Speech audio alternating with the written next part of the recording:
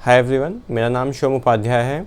मैं 2022 में जो है जब यूपी सीनेट का एग्ज़ाम दिया था, that time I secure 21 rank in all over UP. So आज के इस वीडियो में आपसे बात करने वाला हूँ जो है अपने यूपी सीनेट के जर्नी के ऊपर। और ये जो वीडियो होगी बिना किसी फ़िल्टर की होगी, बिना कोई बनावटी के, जो एक्चुअल जो चीज़ें मैंने फेस की आपको मैं वही बताऊँगा। कैसे मैं आज यहाँ तक पहुँचा हूँ, क्या केजीएमयू मेरे लिए इतना आसान था यहाँ पे पहुँचना, और मतलब पूरी जर्नी मैंने प्रिपरेशन कैसे की, कैसे अपने नोट्स बनाए, कैसे कोचिंग में गया पहुंचा, कितने कितने मार्क्स मैंने गेन किए, कितना टाइम मुझे लगा यहाँ तक आने में। तो सब कुछ मैं बिना किसी फ़िल्टर के आपको बताने वाला हूँ। तो वीडियो जो है आप लोगों के लिए, अगर आप तैयारी कर रहे हो, इस बार एंट्रेंस एग्ज़ाम दे रहे हो, तो आपके लिए बहुत ज़्यादा हेल्पफुल होगी। तो वीडियो को पूरा एंड तक देखना, और वीडियो अगर आपको पसंद आए तो वीडियो को लाइक कर देना, और चैनल के सपोर्ट में जो है चैनल को सब्सक्राइब कर देना। फ़र्स्ट ऑफ़ ऑल देखो, जो बीएससी नर्सिंग या फिर मेडिकल फील्ड में मैं मतलब अपना पहला, अपने समझो कि ख़ानदान का मतलब इकलौता लड़का हूँ जो मैं इस फील्ड में आया। एंड ये जो डिसीजन था, ये मतलब जब मैं क्लास 12 में पहुँचा तो मेरे मतलब अंकल ने बोला कि बायो ले लो, ठीक है। तो मेरे को मतलब इतना भी आइडिया नहीं था कि मतलब बायो से इतना था कि हाँ मैं मेडिकल फील्ड में जा सकता हूँ। सो फिर मैंने क्या किया, 12 में जो है बायो ले लिया। एंड जब वहाँ से मैं बायो जब ले लिया तो अब उसके बाद मेरे पास मतलब जितना मुझे पता था वहाँ के आसपास के लोगों से कि हाँ मतलब नीट का जो एक एग्ज़ाम होता है उसको देना पड़ता है, देन आफ्टर यू गेट जो एडमिशन इन एमबीबीएस। बाकी जो है दैट टाइम मतलब मुझे बीएससी नर्सिंग के बारे में उतना नहीं पता था कैसे क्या होता है। तो जो है, और बेसिकली मैं मतलब मिडिल क्लास भी नहीं, मतलब कह सकते हो मैं लोअर मिडिल क्लास से बैकग्राउंड से जो है बिलोंग करता था। एंड तो फिर क्या हुआ, मैं कोचिंग करने के लिए जो है लखनऊ आया। और तो यहाँ पे पहले साल जब मैं एक मतलब अच्छी कोचिंग है उसमें मैंने एडमिशन लिया। मतलब मेरे पेरेंट्स का भी ऐसा मानना था कि अगर आप अच्छे कोचिंग में पढ़ोगे तो मतलब वहाँ पर आपको मतलब अच्छी जो फैसिलिटीज़ वहाँ पे प्रोवाइड की जाएंगी। तो देन आफ्टर ऑल जो है यहाँ पे मैं लखनऊ आया, वहाँ पे मैंने फिर एक कोचिंग में एडमिशन लिया। फिर एक्चुअली क्या था कि मतलब जब मैं अपने स्कूल टाइम पे था तो वहाँ पे मतलब पढ़ने में ठीक ठाक था, मतलब इतना भी कह सकते हो मतलब नहीं बहुत अच्छा था। तो मैं अभी आपको बताऊंगा कि अगर मैं कर सकता हूँ तो समझ, अगर मैं मतलब अगर उस जगह से यहाँ पर केजीएमयू आ सकता हूँ तो शायद आप मुझसे बेहतर ही होंगे। तो देन जब मैं यहाँ पे एडमिशन लिया तो मतलब मेरे अंदर था कि हाँ मैं मतलब कोचिंग करूँगा, हो जाएगा सिलेक्शन। मतलब बाकी मुझे अभी तक कुछ नहीं पता था कि मतलब एग्ज़ाम कैसे देना होता है, क्या होता है।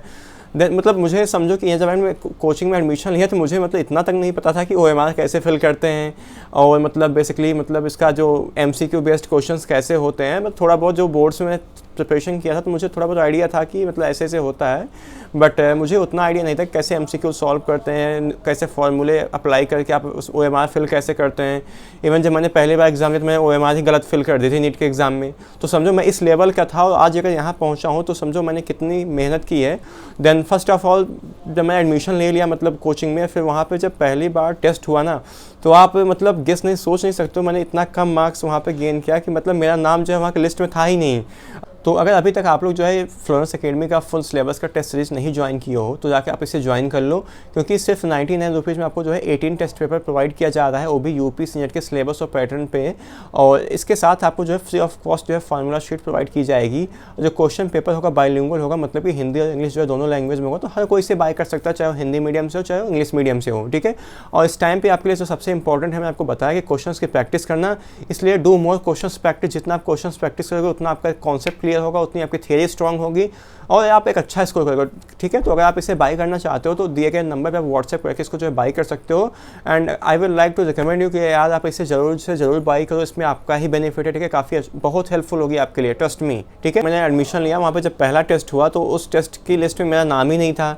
फिर मैं गया, जो नीचे डिपार्टमेंट था वो जो टेक्निकल डिपार्टमेंट था, वहाँ गया, मैंने सर से बोला कि सर मतलब मेरा जो नाम है वो लिस्ट में है ही नहीं। तो सर ने बोला कि मतलब बेटा शायद या तो हमसे कोई फॉल्ट हुई होगी, तो उन्होंने फिर रीचेक किया।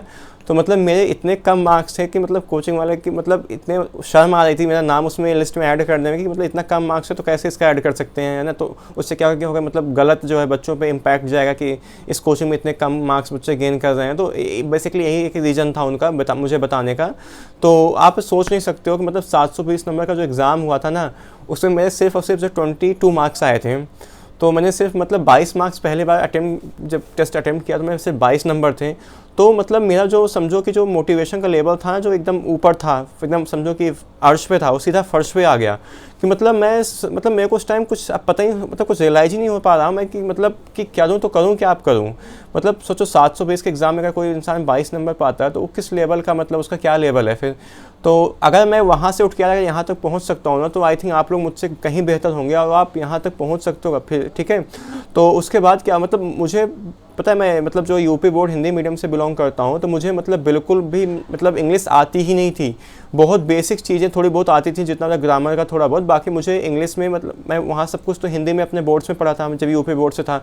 तो ये कोचिंग में आते सब कुछ क्या हो गया, इंग्लिश में एकदम चीज़ें हो गई और मेरे को कुछ समझ नहीं आ रहा। इवन मतलब टीचर ने कोचिंग में जब दूसरा दिन मेरा था, उस टाइम पर उसने बोला कि असाइनमेंट करके आना है। तो मेरे को मतलब असाइनमेंट का मतलब नहीं पता कि असाइनमेंट क्या होता है। वहाँ पर नोट्स भी सब जो इंग्लिश में बनवाया, तो मेरे को इंग्लिश लिखना ही नहीं यार, मतलब लिख तो लेता था, बट मुझे समझ नहीं आता कि इसमें मतलब इसका मतलब क्या होता है। इतना तो था मतलब कि हाँ मैं लिख लेता थी इंग्लिश जो भी बोलते थे। जैसे उन्होंने बोला कि ड्यू टू दिस, है ना, तो मेरे को ड्यू टू का मतलब पता नहीं था क्या होता है। तो फिर मतलब वो जाके फिर मैंने मतलब गूगल ट्रांसलेट से, बाकी जो भी इंटरनेट मैंने रिसोर्सेज से, हर एक समझो जो मेरी पूरी एनसीईआरटी थी ना, मैंने हर एक इंग्लिश के ऊपर उसकी हिंदी लिखना शुरू कर दिया। और मतलब कि समझो कि मेरे को मतलब लगभग मान के चलो आपकी 1 से 1.5 साल लग गए मेरे को इंग्लिश सीखने में। तब उस टाइम पे जो नीट का एग्ज़ाम था, मतलब मेरे को इतना नहीं पता था कि हिंदी में भी होता था, तो मुझे ये चीज़ पता नहीं थी।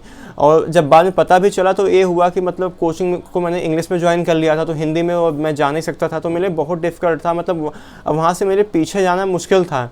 अब जो करना था मुझे उसी टाइम पर करना था। तो मैंने भी मतलब खुद से ठाना कि मतलब कैसे नहीं आएगी इंग्लिश, है ना। आखिर जो लोग सीखे किए हैं, मतलब जो लोग अभी ऐसे मैंने बहुत सारे मतलब देखा है जो गाँव से मतलब एरिया से बिलोंग करते थे, और उन्होंने मतलब क्रैक किया था नीट। तो उस टाइम पे मतलब मैंने जो है फिर ठाना और जो है वो शुरू कर दिया पूरा एकदम जी जान लगा के, नहीं मुझे सीखना ही सीखना है और अच्छा करना है। तो जब मैंने पहली बार जो नीट का एग्ज़ाम दिया तो मेरे लगभग 150 नंबर आए थे। उसके बाद जो है वो फिर 250 पहुंचा, फिर 350 के आसपास। फिर जो चौथा अटैम्प्ट था मेरा, उसमें जो है मेरे 525 या 30 के आसपास जो मेरे नंबर आए थे। तो उस टाइम पे जो है मुझे जो है BHMS गवर्नमेंट कॉलेज अलॉट हुआ। देन वहाँ जब मैं after admission then I realise कि यार मतलब कि उतना इसमें स्कोप नहीं, उतनी जॉब अपॉर्चुनिटीज़ इसमें गवर्नमेंट की तरफ से नहीं आती करती हैं। ऐसा नहीं मेरा कोई फैमिली बैकग्राउंड में मतलब मेरा हॉस्पिटल एकदम पूरा फुल इस्टेब्लिश्ड है, बस मुझे वहाँ जाके बस प्रैक्टिस करना है, ऐसा भी कुछ नहीं था। मुझे एक सिरे से मतलब शुरुआत करनी थी। और मतलब इतना मेरे पास मतलब मैंने आपको पहले बताया मेरा फैमिली जो बैकग्राउंड है समझो लोअर मिडिल क्लास में मतलब बिलोंग करता था। तो उस टाइम पर मतलब अब इतना भी नहीं था कि मैं हाँ एक अपना खुद का क्लिनिक खोल सकूँ, एक हॉस्पिटल खोल सकूँ, ऐसा कुछ नहीं था। तो मुझे ऐसा था कि मुझे एक मतलब गवर्नमेंट जॉब चाहिए थी। उसके लिए मतलब जो भी पढ़ाई करना पड़े मैं करूँगा, ठीक है, बस मुझे मेरे अंदर इतनी चीज़ थी। तो उसके बाद जब मैंने मतलब वहाँ गया एडमिशन लिया BHMS में, वो भी गवर्नमेंट कॉलेज ही था। देन उसके बाद फिर मैंने इसका भी एग्ज़ाम दिया अपना सीनेट का। और सीनेट के बारे में मुझे मतलब सीनेट का जो फॉर्म था, मेरे ग्रैंडफादर थे उन्होंने मुझे फॉर्म को भराया था। तो उन्होंने मुझसे बोला था कि मतलब ये BSc नर्सिंग में जो है इसमें एडमिशन ले लो, इसको भी आप करके अच्छा अपना मतलब कैरियर बना सकते हो। इसको करने के बाद आप जो है अगर एग्ज़ाम आपका जो होगा उसको आप क्रैक कर लोगे तो आप नर्सिंग ऑफिसर मतलब की जॉब करोगे। उसमें भी मतलब काफ़ी अच्छी सैलरी होती है, लगभग 80,000 90,000 1 लाख के आसपास सैलरी होती है। तो मुझे लगा कि मतलब हाँ मैं मतलब अगर कर सकता हूँ, नीट की तैयारी किया हूँ तो इसको भी मैं कर सकता हूँ। तो मैंने मतलब फॉर्म को मैंने फिल कर दिया था, बट मुझे इसका बेसिक कुछ भी नहीं पता था कि क्या इसका सिलेबस होता है, कैसा पैटर्न होता है, क्या देना होता है, मतलब क्या इसमें कैसे एग्ज़ाम को देते हैं। तो मैं आपको बताता हूँ मैंने सीनेट के लिए जो कैसे प्रिपरेशन किया। तो देखो जब मैंने नीट की तैयारी किया ही था तो मेरा जो PCB था वो फिजिक्स केमिस्ट्री बायोलॉजी वो बेसिक्स उसके क्लियर ही थे, ठीक है। तो इसमें ज़्यादा मतलब लेवल इसमें basically easy to moderate level के क्वेश्चंस आते हैं। तो मतलब अगर उस हिसाब से मेरा PCB तो क्लियर था, ठीक है, जिस हिसाब से मैं तैयारी इन 4 सालों में किया मतलब अच्छे से। तो बाकी उसके बाद रही यहाँ पे मैं फिज़िक्स और केमिस्ट्री मतलब नर्सिंग एप्टीट्यूड के बारे में मुझे कुछ भी नहीं पता था। मैंने थोड़े बहुत क्वेश्चन जो थे वो यूट्यूब से कर लिया था, बाकी इंग्लिश भी कर लिया था। उस टाइम GK भी आता था तो मैं GK थोड़ा बहुत यूट्यूब से वीडियोस देख कर लिया था। तो बेसिकली मैंने जो नीट के बाद लगभग समझो कि 1 महीने का टाइम था, ठीक है। तो 1 महीने मैंने अच्छे से क्वेश्चंस की प्रैक्टिस जो है यूट्यूब वीडियो से ही सिर्फ किया था।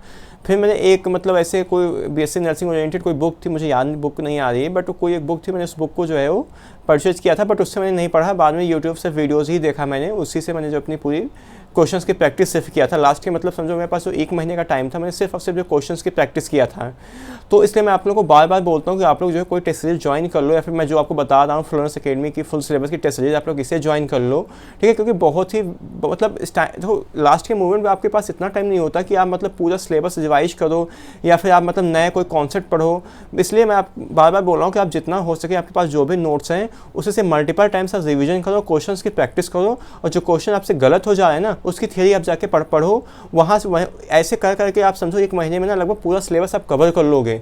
इसलिए आप लोग टेस्ट पेपर एक या मतलब या तो हफ्ते में 2 मॉक, फुल सिलेबस का मॉक टेस्ट आप 2 मतलब 2 या 3 आप समझो कि हर वीक में आप दो, ठीक है। और जो भी अगर आपने कोई बुक बाई कर रखी है, उस बुक से आप क्वेश्चंस की प्रैक्टिस करते रहो।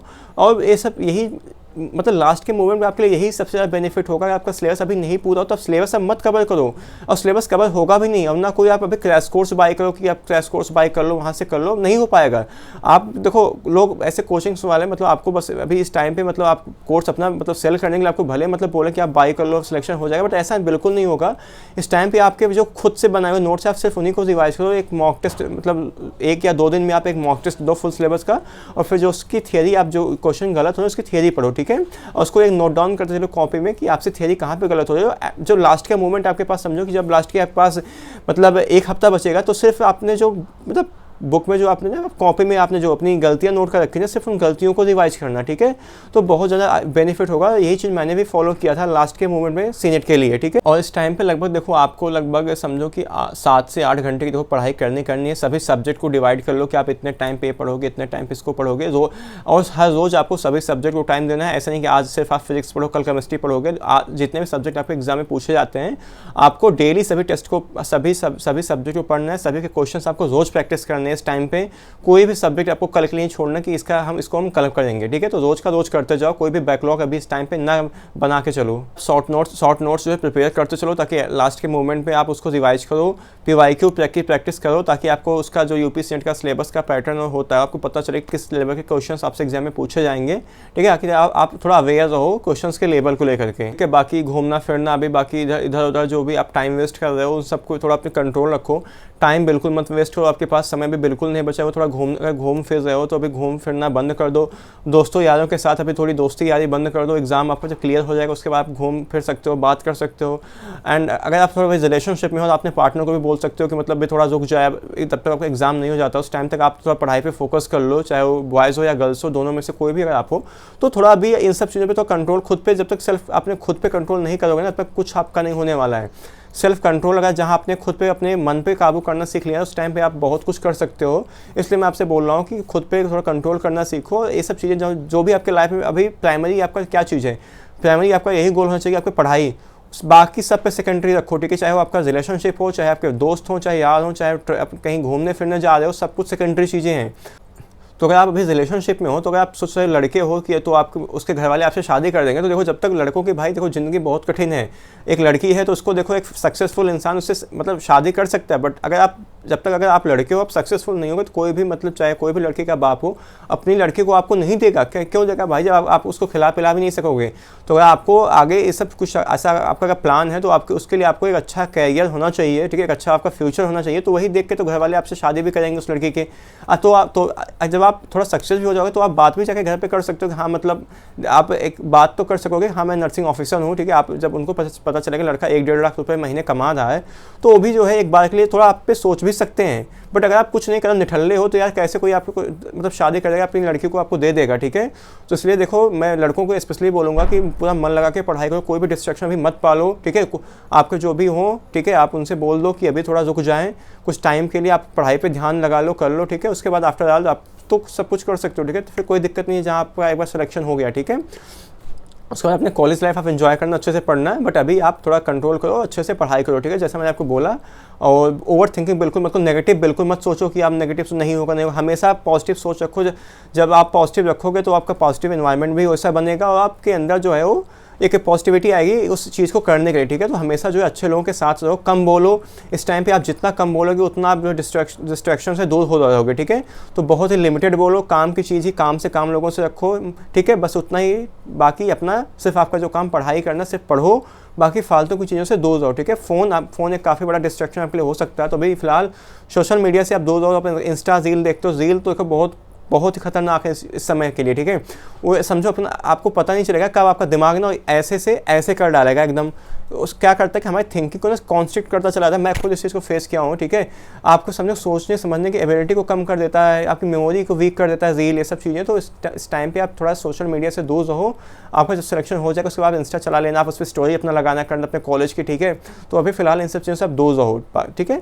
बाकी अगर कोई आपका अभी भी डाउट रह जाता है तो आप उसको मुझे से कमेंट सेक्शन में जाके पूछ सकते हो। आई विल ट्राई, मैं आपको रिप्लाई जरूर करूँ, ठीक है, ठीक है। तो आई होप कि आपको जो वीडियो पसंद आई होगी। तो वीडियो को पसंद आई हो तो वीडियो को लाइक कर देना और चैनल के सपोर्ट में चैनल को सब्सक्राइब कर देना। Thank you so much.